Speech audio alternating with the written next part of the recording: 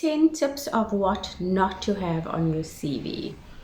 The first step I'd say is don't put your full ID number on the CV. As you know, cyber crime is a real thing and you don't need your CV going out all over the show with your ID number on there. You also don't want to put your full home address for the same reason.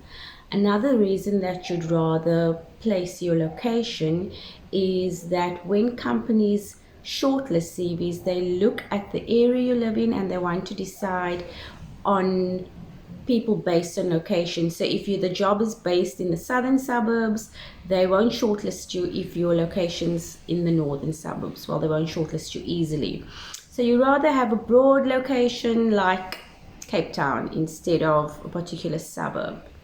You also don't want to necessarily say how many dependents you have and what your marital status is, because that information is quite irrelevant with your first review of your CV.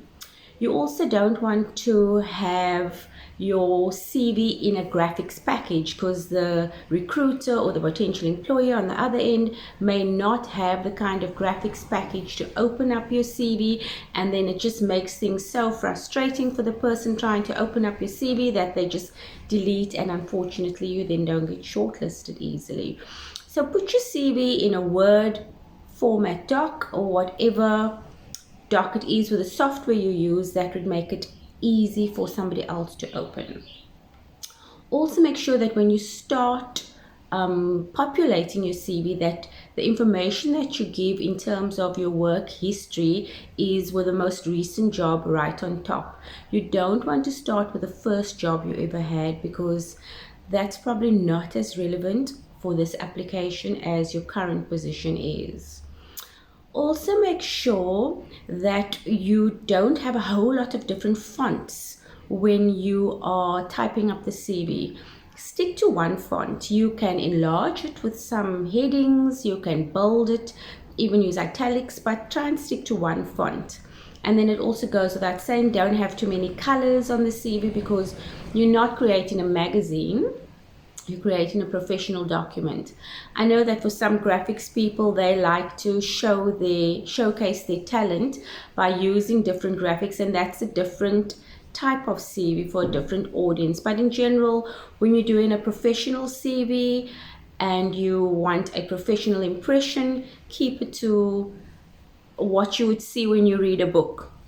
One font, one color, just easy on the eye, basic, neat, simple, not with headings all over the show and places for people to look for information all over the show, because some of the formats that you'll find in some of the software packages, you'll see that you have different layouts, and those are not necessarily easy on the eye for the reader, particularly if the recruiter or HR person is reading hundreds of CVs per day.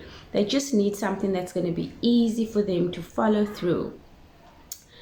Also make sure that you have a professional pic on the cover page, but don't make that a big center pic. Put it up in the corner somewhere. Have a look at LinkedIn and see what they do. That's good guidance for you in terms of how to lay out your CV. So no cover sheet with a pretty picture in the middle and your email address and that kind of thing. That wastes time for the recruiter who's going through hundreds of CVs and now needs to scroll past an unnecessary CV or unnecessary page. If your cover sheet can have the pic, have the information that's relevant to the position that you're applying for, that's what they want to see in the first 3 seconds. Yes, this is a CV that I want to scroll through, that I want to read more about. This is a potential person for this position. So, seems like I've covered all 10 facts. I'm Wendy Summers. I'm a career coach, life coach, recruiter, headhunter, and please let me know what other kind of information you'd like to have, and I will post more videos.